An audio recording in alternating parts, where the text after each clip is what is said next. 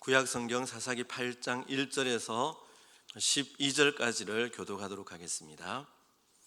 에브라임 사람들이 기드온에게 이르되 내가 미디안과 싸우러 갈 때 우리를 부르지 아니하였으니 우리를 이같이 대접하면 어찌 됨이냐 하고 그와 크게 다투는지라.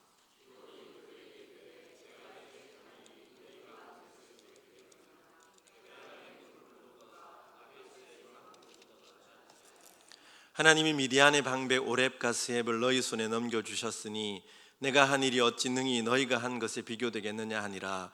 기드온이 이 말을 하매 그때 그들의 노여움이 풀리니라.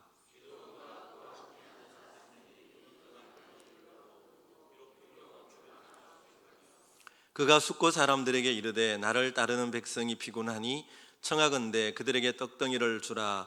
나는 미디안의 왕들인 세바와 살문나의 뒤를 추격하고 있노라 하니,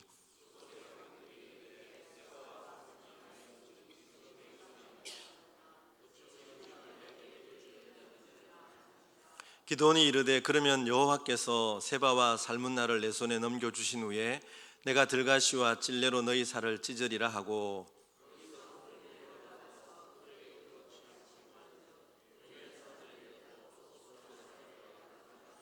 기드온이 또 브누엘 사람들에게 말하여 이르되 내가 평안히 돌아올 때 이 망대를 헐리라 하니라.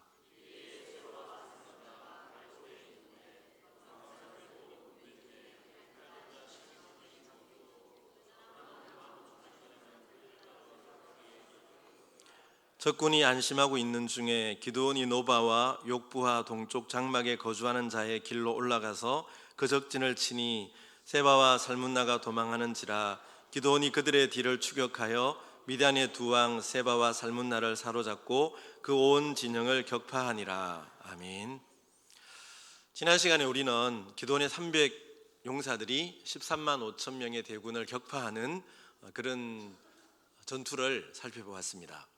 300명 용사들이 한밤중에 항아리를 깨뜨리고 횃불을 들고 나팔을 불며 한 목소리로 외칩니다. 여호와를 위하라, 기드온을 위하라. 그러자 연합군들이 자기들끼리 서로 찌르고 죽여서 12만 명이 죽고 15,000명만 살아서 도망을 쳤습니다. 엄청난 승리를 거둔 거죠.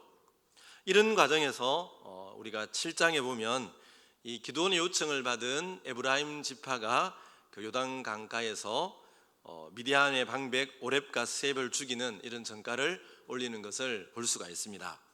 오늘 8장 1절은 그 에브라임 사람들이 이제 기드온에게 시비를 거는 그런 모습을 볼 수 있습니다. 에브라임 사람들이 기드온에게 이르되 내가 미디안과 싸우러 갈 때 우리를 부르지 아니하였으니 우리를 이같이 대접하면 어찌미뇨 하고 그와 크게 다투는지라. 크게 다투었다. 지파 간의 싸움이 일어날 만큼 그런 일촉즉발의 위기가 찾아왔다, 이런 의미인 것입니다. 에브라임이 이렇게 하는 이유가 무엇입니까? 전쟁을 할 때 처음부터 우리 에브라임 지파를 왜 부르지 않았느냐라는 이유입니다. 이렇게 하는 이유는 에브라임이 자기 지파에 대한 자부심, 지나친 자존심 때문일 것입니다. 우리가 이미 여호수아를 통해 살펴봤던 것처럼 모세의 뒤를 이은 여호수아는 에브라임 지파였습니다. 그리고 이 에브라임은 요셉의 차자로 태어났지만 하나님의 섭리 가운데 장자의 복을 받게 되고 굉장히 번성하게 되죠. 그래서 이 에브라임 지파는 역사를 쭉 살펴보면 이 자기 지파에 대한 자부심이 굉장히 강했습니다. 그런 이 뼈대 있는 우리 지파인데 왜 미디안을 치러 갈 때 우리를 부르지 않았느냐, 이렇게 딴지를 걸고 있는 것이죠. 그러니까 기드온이 승리하고 그 영광이 기드온에게 돌아가는 것처럼 보이니 에브라임이 이런 시비를 건 것입니다. 여러분, 갈라디아 5장 26절에 보면 헛된 영광을 구하여 서로 노엽게 하거나 서로 투기하지 말지니라, 그렇게 말씀하고 있는데, 사실 이 에브라임은 헛된 영광을 구하는 이런 마음에서 이런 시기와 다툼이 일어나게 된 것이죠. 헛된 영광이 무엇입니까? 자기를 드러내고 자기를 자랑하는 마음의 자세들, 하나님께 인정받지 못할 그런 자랑거리들, 그런 것들을 내세우는 마음이 헛된 영광이라고 할 수가 있겠습니다. 근데 헛된 영광을 구하여 서로 노엽게 하거나 서로 투기하지 말지니라. 그렇게 검연하고 있는데 이 에브라임 지파는 헛된 영광을 추구하고 있는 것입니다. 헛된 자존심을 내세우고 있는 것이죠. 쉽게 말하면 요즘식으로 표현을 빌리면 이 에브라임 지파는 공주병 그리고 왕자병에 걸려있다, 이렇게 얘기를 할 수가 있겠습니다. 우리가 사사기 12장에도 오늘 본문과 똑같은 에브라임의 항의가 나옵니다. 입다가 사사로 세움을 받고 암몬 자손과 전쟁을 해서 이스라엘을 구하는데, 그때도 이 에브라임 지파가 찾아와서 왜 우리 에브라임 지파를 부르지 아니하였느냐, 그렇게 입다에게 항의를 하는 이런 모습을 볼 수가 있습니다. 자, 이런 에브라임의 항의에 대해서 기드온이 어떻게 대답을 합니까? 2절에 보면 기드온이 그들에게 이르되 내가 이제 행한 일이 너희의 한 것에 비교되겠느냐? 에브라임의 끝물 포도가 아비에셀의 만물 포도보다 낫지 아니하냐? 이 말은 에브라임의 끝물 포도와 아비에셀의 만물 포도를 비교하고 있는데, 이 아비에셀은 기드온의 아버지잖아요. 그러니까 너희들의 가장 부족하고 안 좋은 것이 우리가 가진 가장 좋은 것에 비해 훨씬 더 낫다, 이런 의미의 말인 거예요. 그러니까 우리는 아무것도 아니고 너희들이 최고다, 이렇게 기드온이 그들의 자존심을 세워준 거죠. 사실 우리가 지금까지 쭉 살펴본 것처럼 기드온은 얼마든지 자기 변명을 할 수가 있지 않습니까? 하나님의 섭리 가운데 나팔을 불었고 그렇게 모였던 사람이 32,000명이고 하나님의 뜻을 따라 300명만 남기고 나머지는 다 돌려보냈단 말이죠. 이거는 기드온이 어떻게 할 수 있는 일이 아니에요. 하나님께서 기드온에게 명령하셨고 기드온은 그렇게 순종했던 것이죠. 그런데 지금 이런 상황에서 기드온이 자신의 입장을 변론하고 또 자기의 자존감을 내세웠다면 아마 동족 간에 큰 다툼이 일어나지 않았을까.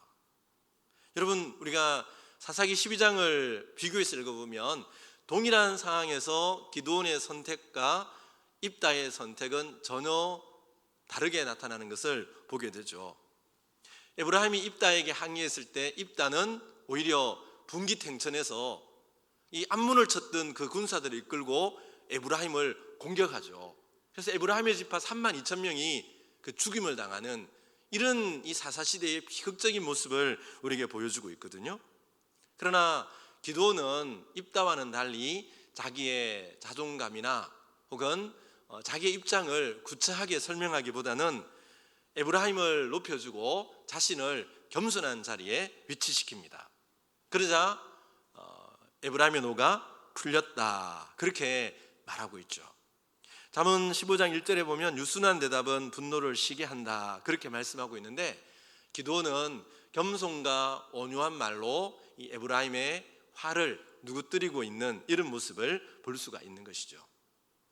여러분, 우리가 교회 생활을 하다 보면 때로는 이런 언쟁이 일어날 수가 있습니다. 우리는 다 자기중심적인 그런 생각과 그런 삶을 살아가기 때문에 상대방의 입장을 헤아리지 못할 때가 참 많습니다. 그러다 보면 오해가 생기는 거죠. 여러분, 그래서 오해 때문에 서로 언쟁이 생길 수도 있고 또 다툼이 일어날 수 있는 거죠. 그러면 교회 화평이 깨어지고 분란이 일어나게 됩니다. 그럴 때 가장 기뻐하는 자가 누굴까요? 바로 교회의 원수인 사탄 마귀죠. 마귀는 하나님과 성도 사이를, 그리고 성도와 성도 사이를 멀어지게 하고 분열시키고 다툼과 파당을 일으키는 그런 존재가 마귀 사단이잖아요. 사실 다투고 싸우는 그 배후에는 인간적인 생각만 있는 것이 아니라 자기의 생각을 마귀에게 내어주는 영적인 연약함이 있다는 사실을 우리는 기억할 필요가 있는 거예요. 마귀는 다투고 분열시키고 싸우게 하는 존재지만 성령님께서는 우리에게 원하는 것이 뭐예요? 하나 되고 또 화목하고 화평케 되고 또 평안에 매는 줄로 하나가 되는 거죠. 에베소 4장 3절에 보면 평안에 매는 줄로 성령이 하나 되게 하신 것을 힘써 지키라, 그렇게 말씀하고 있습니다. 여러분, 힘써 지키라, 그렇게 말씀하고 있죠. 성령님이 그 하나님의 은혜 가운데 우리를 하나 되게 해주셨습니다. 그런데 우리가 그냥 편안하게 살아가면 자연스럽게 하나가 되는 게 아니에요. 우리 생각을 따라 자연스럽게 살아가면 우리는 마치 한겨울에 양동이에 물을 담아두고 밖에두면 그냥 가만두면 그 물이 점점점 얼어서 나중에는 온통 얼음이 되는 것처럼 우리의 마음은 그런 거거든요. 우리가 가만히 내 마음을 내버려두면 우리는 갈등하고 다투고 분열하게 되는 거예요. 그래서 성경은 그 하나됨을 힘써 지키라 그렇게 말씀하고 있잖아요. 우리가 생각하고 자기를 쳐서 복종시키고 서로 온유한 마음을 품고 힘써 지킬 때 그 교회의 하나됨, 성령의 하나됨을 유지할 수가 있다는 겁니다. 그럼 어떻게 우리가 이렇게 하나됨을 지킬 수 있을까요? 그 앞절에 나오는 에베소 4장 2절에 보면 모든 겸손과 온유로 하고 오래 참음으로 사랑 가운데서 서로 용납하고, 겸손과 온유, 오래 참음으로 사랑 가운데 서로 용납하는 것, 이게 성령이 하나 되게 하신 것을 힘써 지킬 수 있는 성령님의 방법이에요. 여러분, 그러므로 이기는 사람이 누굽니까? 진짜로 이기는 사람은 져주는 사람이에요. 진짜로 예수님 닮은 사람은 상대방을 높여주고 자기를 낮추는 사람이에요. 이게 예수님의 마음이잖아요. 이게 성숙한 성도의 모습이잖아요. 그럴 때 우리를 통해서 성령이 하나 되게 하신 것이 지켜질 수가 있고 평안하게 되는 거예요. 그러므로 우리는 상대방이 나를 먼저 용납하고 용서해 주기 전에, 상대방이 나에게 손을 내밀기 전에 내가 먼저 마음을 열고 손을 내밀고 용서함으로써 성령이 하나 되게 하신 것을 힘써 지키는 삶의 자세가 필요하다는 것입니다. 기도는 자신이 맞서 싸워야 할 대상이 누구인지, 그리고 용서하고 하나가 되어야 할 대상이 누구인지를 분명하게 분별을 한 거예요. 그래서 불평하는 에브라임을 용납하고 온유한 말로 풀어주고, 그리고 잔당들, 이 7년 동안 이스라엘을 지배했던 그 미디안의 잔당들을 끝까지 추격하는 이런 모습을 보여주고 있잖아요. 4절에 보면 기드온과 그와 함께 한 자 300명이 요단강에 이르러 건너고 비록 피곤하나 추격하며, 300명의 용사를 데리고 1만 5천 명의 잔당들을 추격하기 시작합니다. 근데 성경은 이들의 상태를 어떻게 설명합니까? 비록 피곤하나 추격하며. 제가 이 설교를 준비하는데 이 말씀이 참 마음에 와닿는 거예요. 비록 피곤하나 추격하며. 여러분, 이들은 이 전쟁 준비를 하고 또 그 대군들을 격파하는 과정에서 잠도 자지 못하고 먹지도 제대로 못하고 육체적으로 정신적으로 굉장히 긴장되고 스트레스가 막 쌓인 상황 아닙니까? 얼마나 지쳐 있겠어요. 그런데도 이들은 그 잔당들을 추격하는 일을 중단하지 않았다. 비록 피곤하나 추격하며.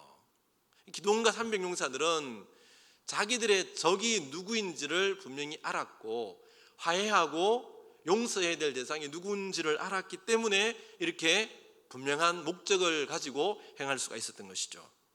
여러분, 이것은 오늘 우리의 삶에 있어서도 마찬가지입니다.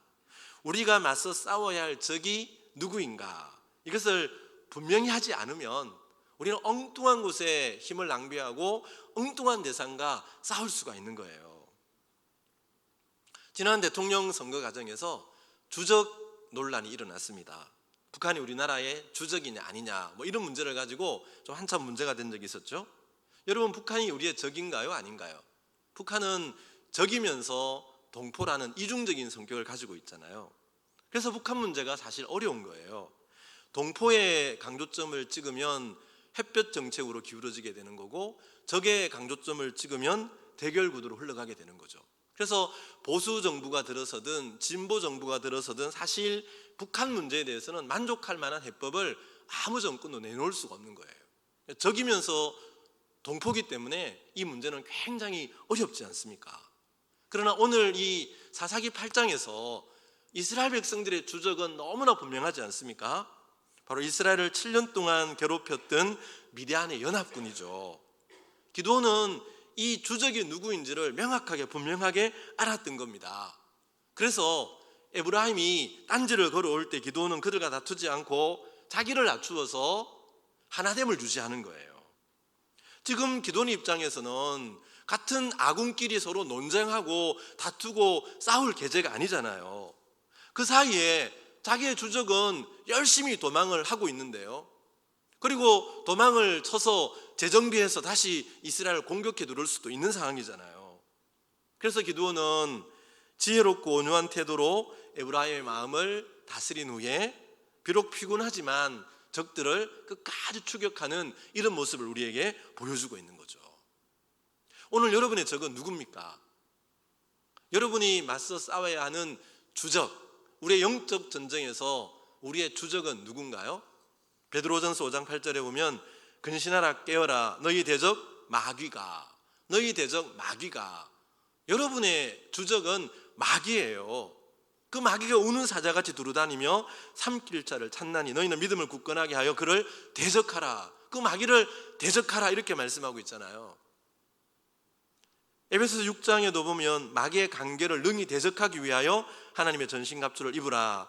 우리의 실험은 혈과 육을 상대하는 것이 아니요 통치자들과 건세들과 이 어둠의 세상 주관자들과 하늘에 있는 악의 영들을 상대함이라. 우리의 주적, 성도의 주적, 교회의 주적은 바로 마귀, 사단이라는 거죠. 마귀는 우는 사자처럼 우리를 노리고 있다는 거죠. 그런 상황에서 아군끼리 서로 다투고 갈등하고 싸운다면 어떻게 될까요? 바로 마귀를 이롭게 하는 이적 행위를 하게 되는 거죠. 그런데 얼마나 많은 교회가, 얼마나 많은 성도들이 이 자기의 주적이 누군지를 모르고 엉뚱한 방향을 향해서 공격의 불화살을 쏘아대는 그런 모습을 보게 되지 않습니까? 여러분, 교회 안에 있는 성도들은 이단들이 아니면 에브라임 같은 그런 영적으로 미숙한 사람이라 할지라도 우리의 적이 아니고 우리가 품고 용납하고 사랑하고 하나가 되어야 할 사랑의 대상이에요. 우리의 주적, 우리가 싸워야 하는 대상을 혼동하면 우리의 에너지가 여러분 한 곳으로 모아지지 않고 여러 갈래로 흘러버리면 교회가 영적인 능력을 상실하게 되는 거죠. 지금 한국 교회가 이런 위기를 겪는 이유 중에 하나도 이런 요소가 있지 않습니까? 정말 우리가 세상을 향해, 마귀를 향해 영적인 전쟁을 수행해 가야 되는데 교회가 아군끼리 서로 적전분열을 하고 있으니까 세상 앞에서 능력을 잃어버리고 마치 머리 깎인 삼손처럼 무능력한 이런 모습을 보여주고 있는 거예요. 그러나 여러분, 숫자가 아무리 크든 또 아무리 적든 정말 우리가 예수 그리스도 안에서 하나가 되고 정말 한 방향을 향해 한 마음으로 나아가면 교회는 음부의 권세가 이기지 못하는 하나님의 강력이 되는 거죠. 이 교회는 세상의 빗덩어리로서 어둠을 환하게 밝힐 수 있는 영적인 공동체가 되는 거예요. 우리의 적이 누구인지, 우리가 싸워야 할 대상이 누구인지를 우리는 절대로 잊어버려서는 안 된다는 거죠. 우리의 공격의 대상이 행여 사랑하고 하나 되고 품어야 할 여러분 성도가 된다면 그것은 마귀를 이롭게 하는 바로 이적 행위가 된다. 이 사실을 우리는 잊지 말아야 되는 겁니다. 자, 이제 잔당들을 추격하던 기드온의 300용사들이 오늘 본문에 보면 숫곳이라는 곳에 이르게 됩니다. 이 숫곳이라는 곳, 제가 지도를 준비하지 못했는데요. 여러분, 우리가 지도를 가만히 이렇게 그려보면 갈릴리 바다가 북쪽에 있잖아요. 그 왼쪽 편에 보면 이스라엘 평지가 있습니다. 이스라엘 평지. 여러분, 지금 300명의 용사와 미디안 연합군이 싸운 장소가 어디냐면 이스라엘 평지예요. 6장 33절에 보면 적군들이 이스라엘 평지에 진을 쳤다고 나오잖아요. 근데 거기서 요단을 건너서 요단 동편으로 넘어온 거죠. 그리고 숫곳까지 왔습니다. 이 이스라엘 평지에서 숫곳까지의 이 거리를 재면 약 100km 정도 된다고 합니다. 여러분, 전쟁을 하고 100km를 행군해서 지금 숫곳까지 온 거예요. 얼마나 피곤하고 얼마나 지치고 얼마나 다리가 천근만근이겠어요. 목도 마르고 그런 상황에서 여러분 숫곳이라는 마을에 가서 먹을 것을 좀 달라고 요청을 하죠. 그런데 이 사람들의 반응이 어떻습니까? 6절에 보면 숫곳의 방백들이 이르되 세바와 살문나의 손이 지금 내 손 안에 있다는 거냐? 어찌 우리가 내 군대에게 떡을 주겠느냐 하는지라. 무슨 말입니까? 아니, 고작 300명의 이 오합지졸로 어떻게 세바와 살문나 같은 왕을 잡겠다는 거냐? 그들은 기드온의 군대가 겨우 300명인 것을 보고 승리를 확신하지 못한 거예요. 하나님의 역사를 믿지 못하는 거예요. 기드온의 300용사를 통해 드러내신 하나님의 놀라운 능력과 하나님의 역사를 그들은 믿지를 못하는 거예요. 그래서 보복이 두려워서 이 같은 동족에게 떡과 물을 내어주는 것을 거절합니다. 이어서 8km 떨어진 브누엘이라는 마을에 가서도 기드온과 300용사는 동일한 대접을 받게 되죠.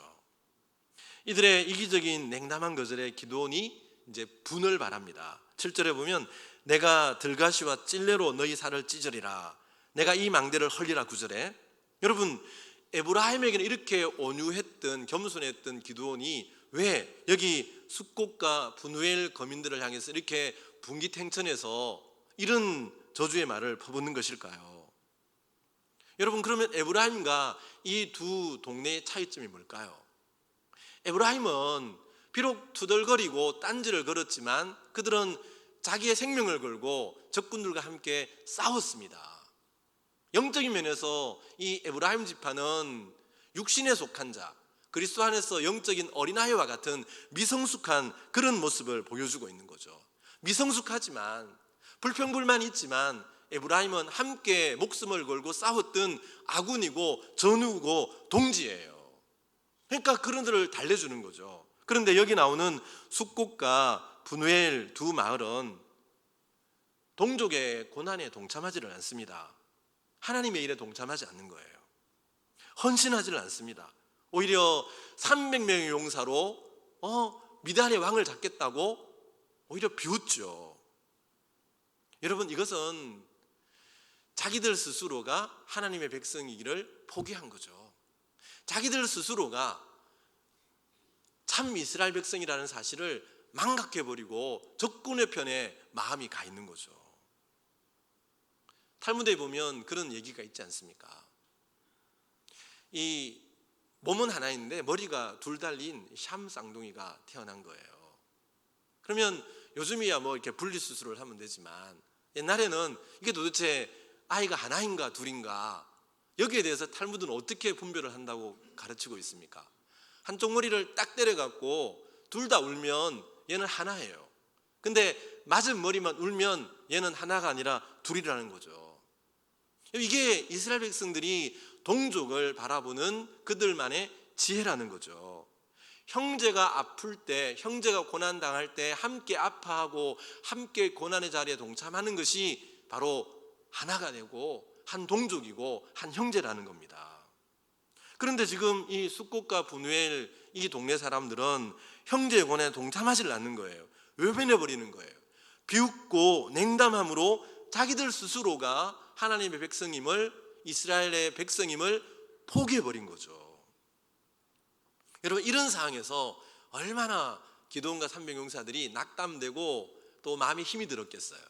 그러나 이런 여러 가지 어려움이 있지만 이 300명의 용사들은 포기하지 않고 끝까지 이 브누엘에서 또 40km를 행군해서 적들을 추격해 갑니다.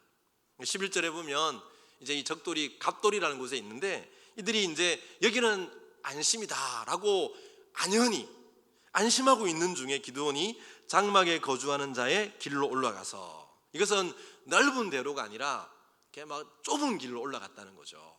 사람이 잘 다니지 않는 그런 좁은 길로 올라가서 안연하게 있는, 안심하고 있는 이 적들을 공격해서 적진을 쳤다. 기습 공격을 한 거죠. 그렇게 해서 미디안의 두 왕 세바와 살문나를 사로잡고 온 진영을 격파하고 돌아오게 됩니다. 이렇게 해서 미디안의 7년 동안의 압제로부터 기드온이 이스라엘 백성들을 해방시키고 그 땅에 샬롬을 가져오는 이런 모습을 보게 되는 거죠. 자, 우리가 이 말씀을 정리하면서 오늘 이 본문에 보면 세 종류의 사람들이 등장하는 것을 보게 되죠. 첫째는 이 숫곳과 브누엘 같은 사람들, 어떤 이스라엘의 그리고 하나님의 일에 전혀 무관심하고 냉담한 자기들의 이익과 자기들의 안전에만 관심이 있는 그런 사람들이 나옵니다. 이들은 기드온의 300용사가 피곤함에도 불구하고 적들을 추격하는 그 일에 돕기를, 협력하기를 거절합니다. 자신들의 안녕과 자기들의 안전만이 중요한 거죠. 그리고 전쟁에 참여하기는 했지만 자존심을 내세우며 적과 아군을 분별하지 못하고 아군을 향해 비난의 화살을 쏘아대는 에브라임 지파가 있습니다. 이들은 미성숙한 그리스도인들의 모습을 보여준다고 할 수가 있겠습니다. 고린도 전서의 표현을 빌리면 육신에 속한 자고 그리스도 예수 안에서 영적 어린아이와 같은 그런 사람들이라고 볼 수가 있는 거죠. 그리고 비록 피곤하나 끝까지 추격하는 300용사들의 모습을 또한 우리에게 보여주고 있습니다. 여러분, 이 세 종류의 사람들 가운데 우리의 믿음의 모델이 될 만한 사람들은 당연히 비록 피곤하나 끝까지 추격하는 이 기드온의 300용사들 아니겠습니까? 이들은 끝까지 헌신하고 끝까지 충성하는 아름다운 모습을 보여주고 있습니다. 우리가 본받고 우리의 삶에 적용해야 할 그런 믿음의 모델들이라 할 수 있는 거죠. 제가 이 피곤하나 추격하며 라는 말씀을 묵상하면서 참 많은 얼굴이 떠올랐습니다. 우리 교회도 이런 분들이 계시기 때문에 참 피곤하지만 힘들지만 끝까지 자기 자신의 자리를 지키는 그런 많은 사람들이 참 얼굴이 떠올랐습니다. 수요일마다 학교 앞 전도를 하는 주일학교 교사들도 있고 목요 전도팀 매주마다 차를 준비해서 그 칠원 지역에 복음을 전하는 그런 전도팀도 있고 또 주일마다 이른 새벽부터 와서 늦게까지 여러분 주일 아침 일찍 와서 봉사를 하면 식당에서 교회 학교에서 찬양대로 봉사를 하면 이제 밥을 먹고 나면 졸음도 오고 얼굴에 피곤이 보이는 거예요. 목사인 저도 오후 예배 앉아 있으면 때로 졸음이 오는데 여러분 평신도들이 얼마나 힘들고 어려울까. 열심히 직장생활 하다가 가정생활 하다가 교회 와서 아침부터 봉사하면 점심때쯤 되면 피곤이 얼굴에 쌓이고 마음에 쌓이는 거죠. 그럼에도 불구하고 끝까지 자기의 자리를 지키는 그런 많은 사람들, 그런 사람들이 바로 비록 피곤하나 추격하며 라는 말씀에 딱 어울리는 그런 사람들이 아닐까. 그 사람들의 얼굴을 생각해 보면 제 마음에 감동이 되고 가슴이 뭉클한 거예요. 이런 사람들이 교회를 교회답게 만들고 또 하나님의 일에 쓰임받는 기드온의 300용사와 같은 이 시대의 믿음의 사람들이 아닐까. 여러분, 이 피곤하나 추격하며 비록 피곤하나 추격하며 라는 이 말씀을 여러분의 영적 생활에 한번 적용해 보십시오. 비록 피곤하나 봉사하며 비록 피곤하나 헌신하며 비록 피곤하나 끝까지 기도하며 비록 피곤하나 순종하며 이렇게 우리의 영적인 삶에 적용해 볼 때 우리가 어떻게 살아가야 할지 우리가 어떻게 믿음 생활해야 할지 생생한 그림으로 우리에게 다가오지 않습니까? 이들은 정말 악조건을 뚫고 끝까지 하나님의 일을 위해서 정말 거의 200km 가까운 그런 거리를 추격해서 적군들을 격파하고 그 전쟁을 마무리하는 이런 모습을 보여주고 있지 않습니까? 비록 피곤하나 추격하며 여러분 이 말씀처럼 이 자리에 있는 우리 모두가 끝까지 헌신하고 끝까지 충성함으로 하나님의 일에 귀하게 쓰임받는 그리고 우리를 통해서 그 하나님의 영광된 일이 이 세상 가운데 드러나는 그런 축복의 통로로 살아가는 그런 끊임없는 헌신으로 하나님의 영광을 나타내는 그런 믿음의 성도들, 믿음의 사람들이 다 되실 수 있기를 주님의 이름으로 축원합니다.